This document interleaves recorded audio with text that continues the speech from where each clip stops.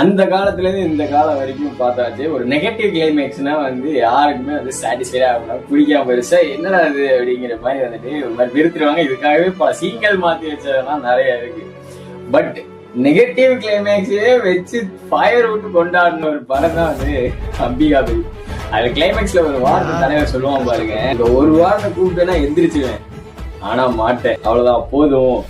இப்படி நான் எந்திரிக்கிறத விட படுத்து கிடக்கிறத விட வந்து இன்னும் அதிக அர்த்தம் இருக்கு அப்படிங்கிற மாதிரி வந்து சொல்லியிருப்பாரு. Peak writing. சோ வந்துட்டு ஏன்னா இப்ப நான் எந்திரிச்சேன்னா எந்திரிக்கிறது கூட நல்லா இருக்காது, பட் நான் வந்து படுத்திருந்தேன்னா இன்னும் அதுக்கான அதிக மீனிங் இருக்குன்னு சொல்லி வந்து முடிச்சிருப்பாரு.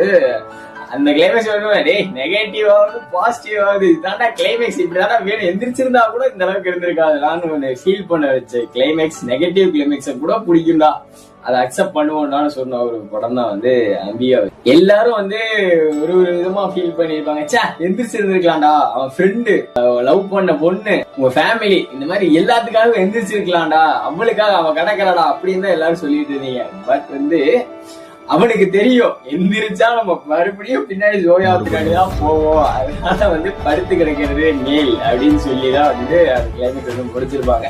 ஏன்னா அதான் லவ், எல்லாமே தெரியும், என்ன வேணாலும் சொல்லு, பட் லவ்ங்கிறது அதான் அந்த இடத்துல அதான். எந்திரிச்சாலுமே அவன் மறுபடியும் ஜோயா பின்னாடிதான் போயிருப்பான். ஸோ வந்து படுத்து கிடக்கிறதே நல்லது, நீ படுத்தே கிடறா அப்படிங்கிற அளவுக்கு கடைசியில ஃபீல் பண்ண